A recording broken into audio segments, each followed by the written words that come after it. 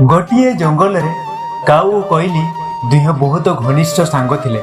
प्रति मुहूर्त रे दुहे दुही को देखा न हेले से माने एकाकी रही पार नथिले। एमिति दिन को दिन घनिष्ठ रहिबा भितरे तांकर बंधुत्व संपर्कटी प्रेम संपर्क रे बदली गला। से माने दुहे दुही को एते भलो पाइले जे अन्य पक्षी माने तांकर प्रेम देखि आश्चर्य हो गले। दिने कौन हेछि चातक पक्षीटी उड़ी आसी कोइली को पचारिले, काऊ तुम भितर संपर्कटी कौन? कोइली तांको कहिले मु ताको भलो पाए। चातक पक्षीटी उपहास करे कहिले, छी तांको भलो पाइलो, तांको छड़ा आ काहाकू मिलिलानी। तमे जानिछ काऊ केमितिका लोक बोली?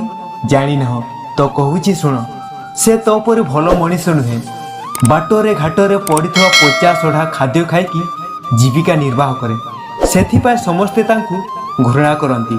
आउ तो परी से भलर कथा कहि पारेनी।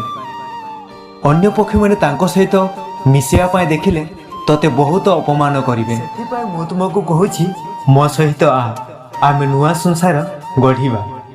मु तुमको काउठ भी बहुत सारा भलो पाइबा देबी, तांको भूली जा। कोइली पक्षीटी आगो पछ विचार न करी काउ सहित संपर्क भांगिया पाए विभिन्न प्रकार बहाना करी कथारे कथारे तांको सहित कजिया आरंभ कला। दुहींको भितरे संपर्क भी भांगी गला। कोइली सिना रागरे तांको छाड़ी पड़ेला, हेले काउ सेमती कला नहीं। दिन थिला ग्रीष्म प्रवाह। जलर अभाव हेतु पक्षी माने शशरा आउट पाउट होउथिले। सेमानकर दुख सही न पारी चातक पक्षीटी वर्षा राणी को डाकिबा को आरंभ कला। चातक पक्षीर करुणा डाक शुणी दयार विगड़ित होई वर्षा राणी वर्षिबा को यह देखि पक्षी माने खुशी मनरे वर्षारे भिजी भिजी नाचिबा को आरंभ कले। चातक पक्षीटी नृत्य रे बाया हेई कोइलीर कथा सबु किछि भूली गले। कोइली पक्षीटी वर्षारे भिजी भीषण जर हैला। गछ डाल रे बसिकी थरिबा को आरंभ कला। सेई बाट देई काउटी बसा को फेरु थाए। देखिले कोइली पक्षीटी गछ डाल रे बसी कांदु थाए। तांकर अवस्था देखि दयारे विगड़ित हैला। किछि उपाय न करी तांकु नहीं गले बसा को। कोइलीर देह को सुस्थ करने दिन रीति तांको सेवा जत्न कले।